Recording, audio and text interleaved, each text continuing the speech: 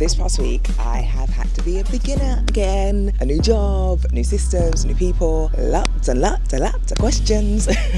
But it's also been a week of reminding myself that I need to stop thinking about things and actually start doing the things. Yeah, I actually sent the invite. I tested the idea and we'll see what that looks like. I'm gonna work with real data and yeah, let's see. I've also been thinking about some of the things that we choose to capture, the photos that we take, the notes that we write, the messages that we send, and like the little pieces of ordinary life that don't seem particularly important or significant today, but could mean everything in the future. Oh, and I killed a plant.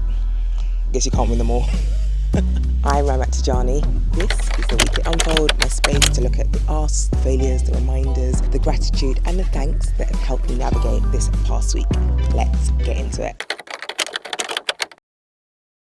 I have asked all the questions. There hasn't been one specific thing. I started a new job and so that requires asking a lot of questions. There are systems that I've never used. There are processes that I need to learn to understand. There's people that I'm getting to know. And although I'm bringing years of experience into this new role, in this particular environment, I'm a beginner. And I think it's easy to forget that two things can coexist. You can be incredibly experienced and not have a clue how this thing works. You can be the expert in one room and walk into another room where you're the person that says, sorry, how do I find this thing again? And being a beginner requires a certain amount of humility because you have to be willing to say, I just don't know. Can you show me? I could probably spend 3 hours clicking through trying to figure something out. Or I can turn around and ask the lovely Hannah, can you show me that thing one more time? And she has been gracious enough to help, amongst other people. 3 hours versus 3 minutes. I'll take the 3 minutes. So I'm asking, I'm learning, I'm taking notes. I'm taking lots of notes. And I'm reminding myself that asking a question is not evidence of me not knowing the thing or evidence of me not even belonging there. It's part of how I have to learn in order to navigate somewhere so that I can actually thrive in the future. My failure this week is not as profound as past failures, I guess. I overwatered my plant and now it's dying and that's it. I tried to love it, apparently too much. I think we're past the point of return, if I'm completely honest. The other plants in the house are thriving, so I'm choosing to focus on the majority success rate. So there's that. Apparently one plant decided to sacrifice itself for my education, for which I am thankful. So thank you for your service and I guess we move. Take the picture. If you're always a person that's like, wait, let's get a photo, please continue to be that person. I have always been that person. Case in point, I have been taking selfies with my dad for years. And the funny thing is, he used to be the person questioning, why do we need all these pictures? The other day, we took a selfie. In fact, it was 2 days ago. We took a selfie and he looked at it and he was like, I don't like it. And so we took it again because he wanted us to. Oh, how the tides have changed, Daddy Tijani. But there's a deeper reason for why I will always take pictures. When Mumsy died, I had so many memories that I had captured. I'm getting all of thinking about it. But there were so many memories that I had captured and it was beautiful. There were photos, there were the odd video, but mainly photos. And there were little moments that probably weren't, not even probably, they definitely weren't monumental when I took them. And yet now I am so thankful to past Ramat for taking photos, for being that annoying, let's get a selfie, let's get a family pic. I was that person and I'm thankful that I was that person. Because our memories are wonderful, but I feel like photographs can actually help us access parts of our memories that we just might forget. Like we can't remember everything as much as we'd like to. And so I need us to keep taking photos of people. Please keep taking photos. It might be just the trigger for remembering what someone was wearing or the way someone was looking at you or the random thing that was happening in the background of your photo or the background of your video or whatever it might be. Just take the picture. And I know there's like conversation about being present and actually experiencing things in the moment. And look, I agree. I'm one of those people. on occasion too. But taking a photo doesn't need to mean documenting absolutely everything and every single second, unless that's what you choose to do. It can literally take 10 seconds. Capture the photo, put your phone away, carry on living, enjoy the moment. Because I promise you, there's likely to come a day where you look back and you're going to be so grateful that you took the 10 seconds. Send the invite. I decided to actually go ahead and test a concept rather than just planning it in my head. And I was just planning it in my head. I was like thinking about whether people would come, wondering whether the idea was good enough, trying to like perfect what the event kind of like agenda would. Stop it. Do the thing. Just do the thing. I sent out an invite for a small event that I'm going to host next week. It's relatively short notice. I'm aware of that. Some people can make it, some people can't make it, and that's okay. But the bit that I'm kind of really anchoring on and focusing on is that I'm testing the thing instead of just thinking about testing the thing. Because once I actually do it, I'll have information, I'll have data. What worked? What didn't work? What did people respond to? What felt quite natural? What probably needs a bit of adjusting? Will I do it again?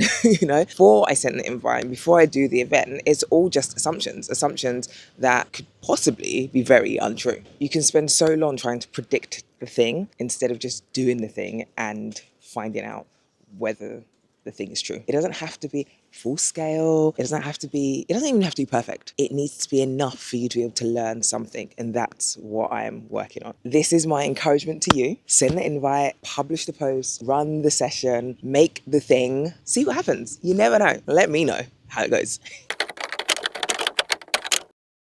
Super thankful to Leticia at Amma Nail Salon. I just really appreciated how knowledgeable she was about her craft. They don't use like electric files. Yeah, they don't use it simply because it can really wear down the natural nail barrier. And so throughout the appointment, she was just sharing different tips and tricks, explaining why she was doing certain things and not doing other things because of the way my nails are set up. And I just love people that really know their stuff and people that know their stuff and are willing to share their knowledge. So yeah, thank you so much, Leticia. My nails and I appreciate you very much. And a massive shout out to Amma. I actually met Amma randomly, like at a wedding. I want to say it was almost 2 years ago, Anita's wedding. And she was telling me about her nail salon and like the approach they take. And I was like, oh, this is super cool. And now I decided I want to care about nails. First one I looked into. So my new team. I mentioned that I have started a new job, and one of the biggest things of this past week is that I've been super grateful for is just how welcome they've made me feel. Some of my team are based in the US and some of them are based here in the UK. And so when I was in the US a few weeks ago, I actually got the opportunity to meet some of my US team and they were lovely. So a massive shout out to Joe, Katie, to Brenda, to Gigi, to Justin and to Ramona, all super lovely and made me feel so welcome. And then here in the UK, there's a whole bunch of new starters that I've started with, and I'm not going to go into everyone's names because there was a bunch of us, but they've all been lovely and we've all been kind of learning together.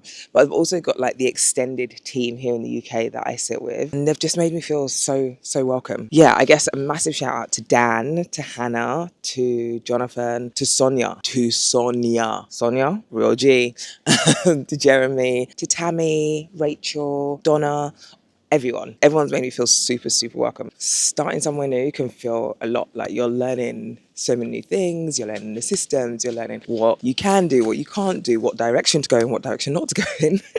You're figuring out the culture, you're trying to remember 4 billion different names. So having people around you that are super helpful and super clear has been amazing. So a massive thank you for making the beginning feel that little bit easier. Now, if you know me, you know I love a good voice note. Give me a voice note 5 minutes long. I can listen to it at 1.5 speed and call it a day.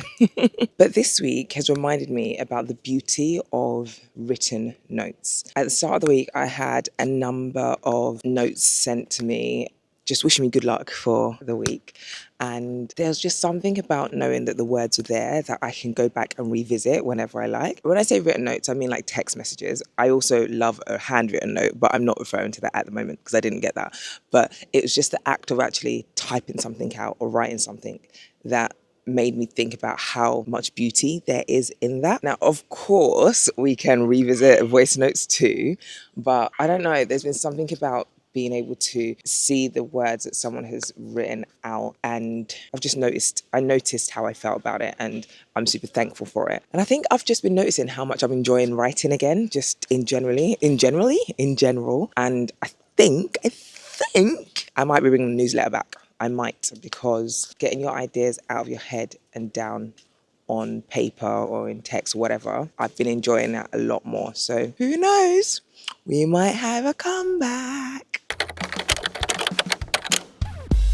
So we're heading into week 35 or 52. That idea that I said I was testing is going to come to fruition this week. So I'm looking forward to hosting that space and seeing what that all looks like. It's going to be interesting to see and find out how an idea you have, whether or not it actually plays out the way that you think it will, or if you are pleasantly surprised or unpleasantly surprised by the way in which it turns out. So let's see.